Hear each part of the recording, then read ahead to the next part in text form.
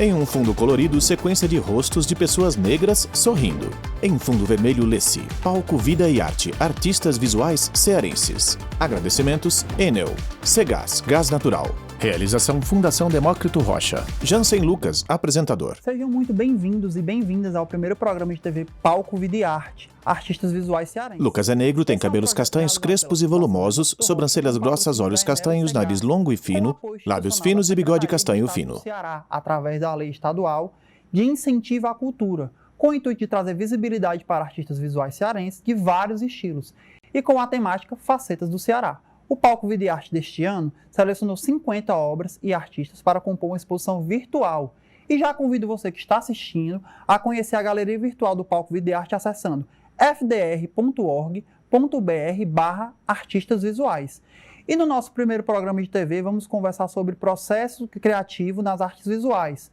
Para debater esse tema tão importante, eu tenho aqui comigo a Alice Dotti. Alice Dotti é artista visual, pesquisadora nas linguagens da pintura, no desenho e na gravura e no muralismo, além da escrita e da arte urbana. Tudo bem, Alice? Seja muito bem-vinda. Alice é branca, cabelos pretos longos, sobrancelhas grossas, olhos castanhos, nariz fino, arrebitado e lábios finos. Ser artista, mulher cearense do Brasil.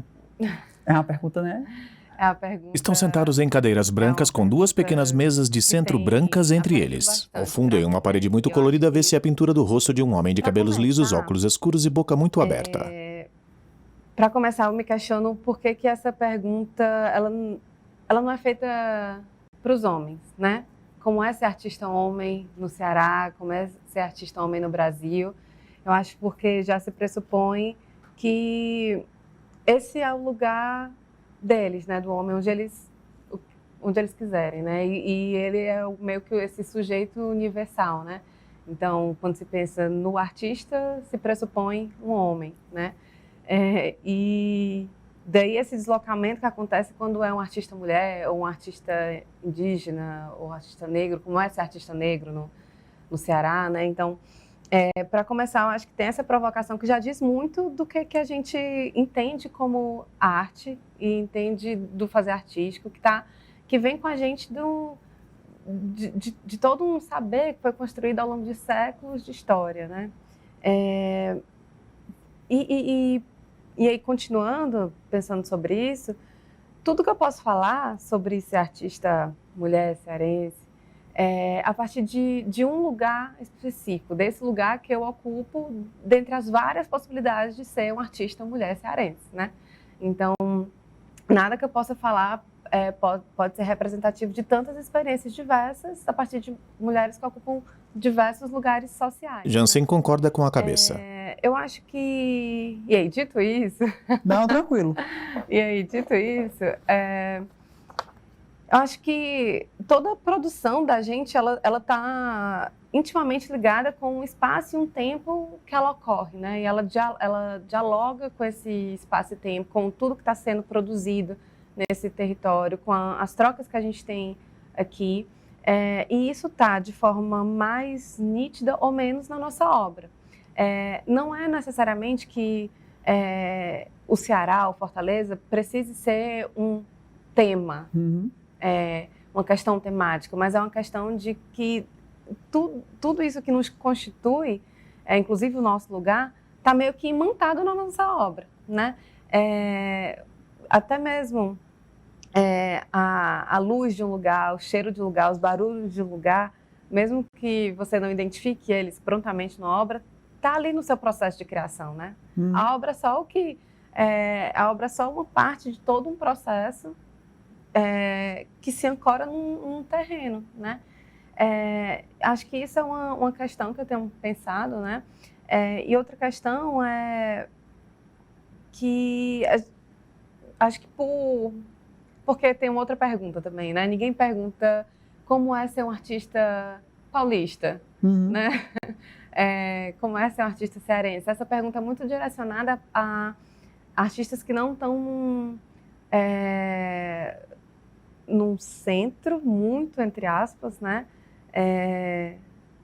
privilegiado de produção, e que aí se tenta localizar toda a arte que não está ali como regional, né, como Então, precisa referenciar esse artista ou essa artista como nordestina, como nortista. E aí... Ela olha para baixo. Eu acho que é porque não é uma questão da gente regionalizar, no caso da pergunta, né? É porque a gente sabe que, querendo ou não, como você falou, outros lugares são privilegiados, né? E como é não ter esse privilégio, entendeu? Pois é, mas eu acho que esse não privilégio, ele já aparece quando, em outros lugares, não nós, né? Mas em outros lugares, regionalizam tudo o que não é... tudo que não é desse centro privilegiado, né? Então, acho que às vezes um desafio está aí de conseguir produzir outras imagens e outras narrativas dos nossos lugares a partir das nossas experiências, que são tão diversas também entre nós, né, desses lugares, e conseguir produzir algo para além do que se espera que seja essa narrativa, né? Então... recentemente eu estava relendo um livro que é uma antologia de poesia erótica organizada pela Mica Andrade, que é uma escritora cearense, né? O Olho de Lilith, o nome. E ela fala lá no começo dessa tentativa de mostrar o que escritores cearenses estavam escrevendo para além de uma narrativa que se espera do Ceará, do Nordeste, uma narrativa que isso ainda existe muito, por incrível que pareça, que se espera da seca, da miséria. Como se fosse só isso, né? Por incrível que pareça, ainda se espera uma imagem de um Nordeste meio parado no tempo, né? E quando elas escrevem sobre o desejo, sobre a sexualidade, sobre o erotismo, sobre outros modos de viver essas cidades, esse estado, elas estão também desafiando uma narrativa hegemônica, dominante daqui. Eu acho que esse é um outro desafio também, né? Entendi, bacana. Deixa eu te perguntar também, quando foi que surgiu, não é a vontade de criar, né? Que eu acho que todo mundo sempre tem vontade de criar alguma coisa, mas quando foi que você se viu, eu quero viver de arte, quero mostrar minha arte, quero expor minha arte, para se ver mesmo como artista? Foi desde criança, foi uma caminhada, foi a partir da vida adulta? Como é que foi esse processo? Eu tenho tentado desnovelar esse fio, né, para entender de onde é que vem tudo isso que agora parece estar se intensificando, potencializando, né? E eu identifico que essa pulsão de criação, ela sempre me acompanhou, embora ela se materializasse em áreas diversas, em tipos de criação diversos, né? E eu sempre fui uma criança que desenhava, que escrevia, que inventava história, embora uma criança mais quietinha, mais tímida, mas minha criação estava aí, né? Então, eu não era criança de correr no meio da rua, mas também ficava lá desenhando. E ao longo do tempo eu passei por várias áreas, iniciei arquitetura, por exemplo, áreas que estavam mais ligadas à criação, o que era possível naquela época, né? Não existia tanto na época que a gente tinha que escolher uma trajetória profissional, não existia tanto essa opção de artes visuais, artes plásticas, não era uma opção e até mesmo não tinham tantas possibilidades de instituições de ensino que trabalhassem com isso, né? Que oferecessem esses cursos. Mas, assim, para além disso, não era tanto uma opção, né, ser artista, quando você está ali no ensino médio e tal. E aí eu vejo alguns colegas que estudavam comigo, são da minha época, que você via que eles criavam, né? Que eles tinham essa pulsão. Jansen concorda com a cabeça. Ou que eles vivenciavam mais essa pulsão que se manifesta em várias pessoas, mas que muitas vezes fica reprimida, né? Por não ter incentivo, né? Por não ter incentivo, por não ter lugar de escoar, né? E aí eu passei por diversas áreas, mas a criação sempre estava ali, eu sempre desenhei, nunca deixei isso. E acho que à medida que eu fui conseguindo identificar mais e dar mais espaço, dar mais vazão para aquilo que que ficava me cutucando, né, e encontrando um meio de dar língua para isso, que fica ali na pele, meio que pedindo para sair, né, que aí pode ser pela palavra, pode ser pela imagem, pode ser pelo corpo, né, então, e aí eu fui deixando isso tomar conta, eu acho, né, e aí eu acho que também essa, se agenciar com outras pessoas que também estão no mesmo movimento ou que identificam esse movimento que elas percebem de como potente e vão tentando arrancar, né, puxar aquilo que está saindo só como uma faísquinha, eu acho que isso ajudou também, sabe? Poxa, muito bacana. É porque você vê que às vezes, um incentivo mínimo, né, de estar com alguém que faz arte também como você, acaba te expandindo, te aumentando mais e mais, e você acaba seguindo lanchando nesse caminho, que é incrível, na minha opinião, né? Porque a arte é muito mais do que um trabalho, né? É trabalho também. Os artistas sobrevivem isso, não é? Mas é muito mais do que isso. Arte é trabalho e dá trabalho. E dá né? trabalho. Jansen olha para um papel que segura na mão esquerda. Você falasse um pouco sobre o seu processo criativo, porque assim, eu sei que cada obra tem um processo, cada momento tem um momento, tudo, mas porque o concurso é muito voltado também para quem está iniciando, e como é o seu processo, se você tem alguma, entre aspas, fórmula, né, algum caminho, que às vezes eu pessoalmente eu tenho uma linhazinha que eu sempre sigo, mas ela não é reta, né? Eu começo nesse ponto, faço assim, aí vou pro ponto 2, aí dá uma curva, vai pro ponto 3, e eu queria que você falasse um pouco como é esse seu, né? Então, assim, o caminho só se faz no caminhar, né? E aí a gente vai descobrindo esse processo a cada vez, né? Como é que cada obra ou cada processo de pesquisa vai convocando a gente de uma forma diferente, né? Mas eu acho que por trabalhar com tantas linguagens, né, a pintura, o desenho, a gravura, a escrita, o mural, os processos são bem diversos, mas eles têm vários pontos de convergência que ao longo desses anos foram se consolidando, né? Eu tenho uma obra de matriz inegavelmente autobiográfica, né? Então, muito do que eu crio parte do vivido, né? E o desejo está na base de toda criação, né? Sem desejo não tem porque nada, não tem como nada, a gente não tem a pulsão do movimento para fazer algo existir, né? Então, acho que esse processo, ele começa bem antes da própria materialização numa forma, né? Ele está no que a gente vive, no que a gente vê, no que nos convoca, né? E tudo isso a gente vai colhendo assim da vida para ser matéria do nosso trabalho, né? Matéria de poesia, como diz Manuel de Barros, né? Que é tudo aquilo que às vezes está no chão, no lixo, pode ser matéria de poesia para a gente. E a gente vai entender o que convoca cada um, né? E daí, meio que se alimentando aí do mundo, aumentando o nosso apetite aí para o mundo também, eu começo a tentar dar forma, informar isso, né? Entender quais são os meus motivos, o que me convoca, o que me interessa. E aí, a cada época vai mudando, obviamente, mas atualmente, por exemplo, eu tenho me dedicado a uma pesquisa na sexualidade e no erotismo, e é uma pesquisa também voltada ao tempo, à memória, à morte, ao luto, né? E aí eu vou tentando operar uma escrita... Ela põe as mãos no próprio peito. Né, que trabalha entre biografia e ficção e que vai se nutrindo desse cotidiano e dessa memória, né? E aí eu vou trabalhando como eu trabalho com várias linguagens, me interessa esse desdobramento das imagens em outras imagens, né? Então, eu trabalho muito com autorretrato, e então eu vou desde o autorretrato na fotografia, que ele se desdobra no desenho, que pode se desdobrar na pintura, e isso vai...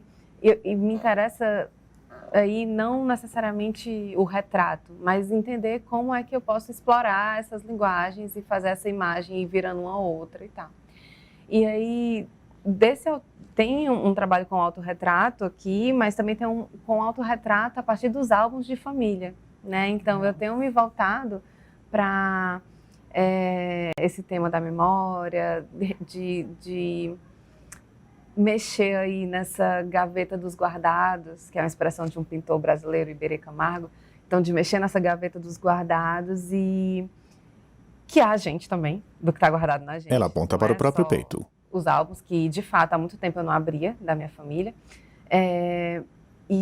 Mas também no que está aqui, né? Uhum. E aí, ir trabalhando essas imagens, mais especificamente, eu tenho trabalhado agora, né, com imagens minhas e da minha irmã, quando criança. A minha irmã Bia, ela já faleceu em 2008, então já faz um bom tempo, né, e agora que isso está vindo na minha obra, assim, de modo mais intencional, né, e que eu estou tentando levar um trabalho que é um trabalho de elaboração simultaneamente pictórica, né, da imagem, e do trauma, né, e do luto. Então, é meio que a partir da pintura, eu uso essas imagens, essas fotografias, e a partir da pintura eu vou redescobrindo essas imagens e meio que tentando lembrar, ou meio que tentando reinventar, ou tentando pedir para o ato da pintura mesmo, fazer ressurgir alguma memória, alguma lembrança, alguma sensação. E isso vai desencadeando uma cadeia, porque como eu era criança, muitas vezes eu não lembro, né? E aí eu tenho que acionar a memória de outras pessoas para isso, como da minha mãe, né? E aí vai se gerando meio que uma espessura, ou seja, isso tudo eu estou falando sobre processo, né? O processo não é só esse processo material de pegar a tinta e de uma rotina de trabalho, mas algo que contempla todas essas outras trocas, todas essas camadas que vão se adicionando no seu processo e que estão na sua obra, mesmo que não evidentemente, mas vão criando uma espessura da obra aí, né? Então,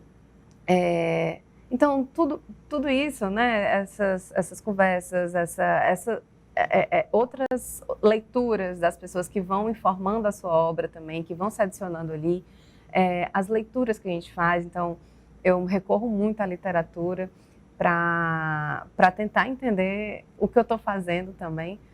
Tudo isso faz parte de um processo de criação, né? Como você falou, né? Um longo caminho que sempre mexe com a gente. Às vezes é um desabafo, às vezes é um protesto, enfim. É muito bacana mesmo, de verdade. Fiquei emocionado você falando que fazia tempo que não abria os álbuns de família e quando abre, sabe, você como dá aquela nostalgia, às vezes trazem traumas, às vezes trazem lembranças positivas. Isso é muito bacana. Mas eu tô vendo que você fala, traz tem referência na leitura, na literatura, na pintura também, enfim. Eu queria que você falasse para mim se tem algumas referências que você pode pontuar que você julga que foram importantes para você na arte como um todo, né? Não precisa ser apenas na pintura, nas artes visuais, pode ser também na música, enfim. Nossa, Sorrindo, ela olha para cima. Eu sempre fico pensando, gente, se surgir alguma pergunta assim, eu tenho que ter essa resposta, né? Porque assim, eu consumo muita coisa, eu leio muita coisa, escuto muita coisa, mas parece que na hora da pergunta, né? Porque são muitos, né? Tem um livro que é uma obra que eu volto sempre que eu preciso me encontrar ali, me entender de novo, entender o que importa, que é Meu Quintal Maior que o Mundo, do Manuel de Barros. Acho que a poesia, de modo geral, ela é um lugar ao mesmo tempo, de refúgio e de desassossego para mim, que é importante, que toda hora na criação, a gente está mexendo com isso, né? Com o desassossego. A gente só cria porque algo nos inquieta, porque existe algo que... Com a mão direita, ela esfrega as costas da mão esquerda. Vai roçando aqui na pele e você precisa... Vai te chamando para colocar para fora, né? Isso. E sem desassossego, sem inquietude, sem uma certa angústia também, não existe a criação, né? Mas a poesia é tanto isso como um refúgio também, né? Como um lugar de inquietude, mas ao mesmo tempo de... Ela olha para baixo. Apaziguamento de que é isso. E aí o Meu Quintal Maior que o Mundo, do Manuel de Barros, constitui isso para mim, acho que o título ele já dá uma pista, né? O meu quintal, que é esse quintal metafórico aí, mas o quintal da nossa vida cotidiana, da nossa família, do nosso álbum de fotografias, das imagens que a gente vai roubando aqui do mundo no nosso cotidiano. Esse quintal, que pode ser a nossa cidade, o nosso bairro, a nossa cidade, o nosso estado. Então, isso já dá uma pista. E eu acho que essa atenção que se volta às coisas aparentemente insignificantes, né? Que tudo isso pode constituir, como ele diz, matéria de poesia, ou seja, matéria de criação. Acho que ele talvez seja a principal referência para mim. E que referência, viu? A gente já passou pelo começo, como você começou, como é seu processo criativo, e agora eu queria perguntar um pouco sobre o drama de todo artista enfrenta, com certeza, que é o bloqueio, né? Entre aspas, bloqueio criativo, assim. Como é que você lida quando você está passando por um momento como esse? Porque nem todo dia é dia, né? Não só para a arte, como para o todo. Nem todo dia é dia, às vezes a gente tem uma dificuldade. E como é que você lida com essas suas dificuldades do dia a dia da sua criação? Acho que tem uma... Ela olha para baixo, esfregando os dedos. A gente conhece muito pouco, né, do fazer dos artistas, da arte como ofício, da arte como trabalho, né? Eu acho que ainda existe uma certa imagem do artista homem, branco, né, que são as referências que a gente tem, Picasso, né? E aí, como um homem, um gênio que está ali no seu ateliê e que vem a ideia, que vem, aquilo é iluminado e que surge a obra, né? E não entende que é trabalho, que como todo trabalho ele tem seus tempos de criação, de maturação, de pausa também, né? Então, eu acho que nós sofremos tanto com esses momentos em que a gente não está pintando, desenhando, materializando algo, né? Porque nós fomos ensinados que a arte acontece assim, como um dom divino, né? E que a criatividade é algo individual, que ela está desassociada de um contexto histórico, um contexto de tempo, de espaço, de criação, né? Então, das condições materiais da existência. Eu acho que o primeiro sofrimento, o primeiro drama está aí, da gente ter essa visão idealizada do nosso próprio fazer, né? Daí que a gente não consiga lidar tão bem quando o corpo ou a sensação fala assim, não, pera ainda, esse não é o momento, né? É o momento de olhar. Eu tive um professor, um pintor também, Paulo Pasta, que ele falava que ele chegava para a turma e falava, pessoal, o que é que a gente faz no ateliê? Aí a resposta óbvia, a gente pinta. Aí eu, pinta. Ele, não, a gente olha. Vai ter dias que você vai para o seu ateliê, você vai pegar uma cadeira, vai botar na frente do que você está fazendo, da sua tela, e você vai olhar, você vai passar o dia olhando. Isso pode ser muito angustiante, né? Não minto, para mim às vezes é. Quando eu não estou, de fato, pintando, né? Botando a mão ali na coisa. Mas isso também faz parte da construção. É um momento de deixar também o que você está fazendo, né?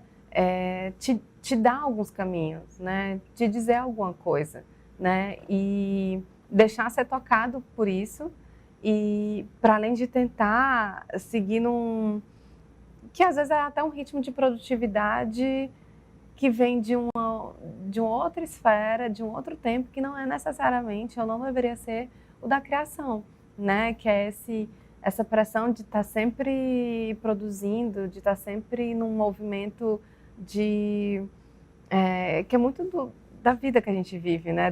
Do sistema em que a gente está inserido. Então, o bloqueio, ele pode ser, na verdade, a gente pode tentar, talvez, ressignificar esse bloqueio como um momento que sempre tem um momento de caminhar e de parar, e de continuar a caminhar na pausa, na aparente imobilidade, mas enquanto a gente está aqui sentado, olhando, contemplando, a gente está deixando o nosso pensamento seguir caminhando, né? E eu acho que uma outra coisa é que são momentos também de se deixar afetar, né? O momento do bloqueio talvez seja o momento de você sair um pouco de um ritmo de produção, do lugar que você produz, e se deixar afetar pela vida também. Que aí talvez esse acaso, esse imprevisto da vida, ele te dê algum caminho. Até porque a gente vive numa sociedade que prega pra gente que a gente tem que estar sempre sendo produtivo, direto, e não é bem assim, né? A gente tem que se respeitar nosso corpo e entender que tudo tem seu tempo, né? Bacana. E qual foi para vocês, como foi a experiência para você de sair do, entre aspas, ateliê, né? Sair da tela, entre aspas, também, e ir para os muros, que são outra tela, mas nesse sentido de ir para a rua, como é que foi esse processo? Olha, se eu te disser que eu fui primeiro para os muros, depois para as telas. Poxa, desculpa, eu não sabia. Eu pensava que você tinha começado pelas telas e ido para os muros, entendi. O desenho, ele é meio que minha linguagem primeira, assim. Sempre existiu desde a infância e nunca abandonei, né? Então, do desenho que eu passei em 2017, criei um coletivo, que era um coletivo de 2 pessoas, eu e o Alisson Lemos, chamado Narrativas Possíveis. E ele se dedicava a encontrar, a fotografar e a partilhar essas escritas que a gente vê na cidade, né? Essas pichações, mas pichações legíveis, né? Frases, palavras e tal. E desde 2017, esse trabalho continua sendo feito, sabe? Então, é algo já como se fosse um projeto de vida, né? Eu não consigo andar, me movimentar, me deslocar pela cidade sem estar parando para fotografar essas frases que vão aparecendo no caminho. E daí foi que eu passei a querer fazer também aquilo que eu encontrava, aquilo que eu fotografava. E daí começaram essas primeiras experimentações em lambe-lambe, em stencil, essas escritas meio que menorzinhas, furtivas, que você faz com canetão mesmo, né? Que não precisa de muito para acontecer, né? Às vezes, essas intervenções, elas aconteciam em oficinas, que a gente promovia, às vezes no cotidiano, né? E aí, com o tempo, os trabalhos foram ganhando mais consistência no que se costuma denominar como arte urbana, né? Propriamente dito. Então, a gente começou a fazer algumas intervenções com o Festival Concreto, por exemplo. A gente foi convidada a participar em 2019 no centro. A gente fez um trabalho com lambe-lambe, que era o desenho transformado em lambe-lambe, né? E a gente intervinha nas ruas do centro. E aí, naquele momento, eu já fui para o muro, mas ainda não com um mural de pintura, né? Naquele momento, ainda estava com lambe-lambe. E aí, teve a época do isolamento social, da pandemia, né? E mais ou menos por ali que teve uma formação com a Amplitude Escola de Arte Urbana, que também é associada ao concreto. E foi ali que uma formação em muralismo. E a partir daí que eu comecei a ir para os muros com a pintura. Com a pintura. Com a pintura mesmo. E aí fiz alguns nas ruas, fiz em ocupações, em mutirões, na Cozinha Solidária do MTST, além de alguns festivais, como Mais Que Rosa, o Jaco Grafite, o Mutirão Mais Que Rosa, Festival Cores. Fui me espalhando, assim, e o último foi num festival concreto também, no ano passado, 2022, no final do ano, que foi uma empena de 12 metros com a Raíza Cristina. A gente fez juntas. Foi muito legal você falar isso, porque a gente vê que eu não sabia, né, que você tinha vindo primeiro dos muros, e muitas pessoas, infelizmente, hoje em dia ainda não veem isso como arte, né, e a gente sabe que isso é sim arte. É uma forma de expressão importantíssima, política, de muita gente que não tem onde se expressar, sim, e às vezes encontra na rua um local para expressar, e achei super importante você falar isso, achei incrível, de verdade. Alice, infelizmente o nosso tempo hoje está acabando. Agradeço também a quem está nos assistindo e os convido a assistir o nosso próximo programa de TV, Palco Vida e Arte, onde vamos debater sobre os desafios da produção de arte no Ceará. Até lá! Em Fundo Laranja Lesse, Palco Vida e Arte, artistas visuais cearenses. Concepção e coordenação geral de Valéria Xavier. Produção executiva e direção Roberto Santos. Este programa é parte integrante do projeto Palco Vida e Arte, artistas visuais cearenses, em decorrência do 14º edital de mecenas do Ceará. Conteúdo de acessibilidade e etc. filmes.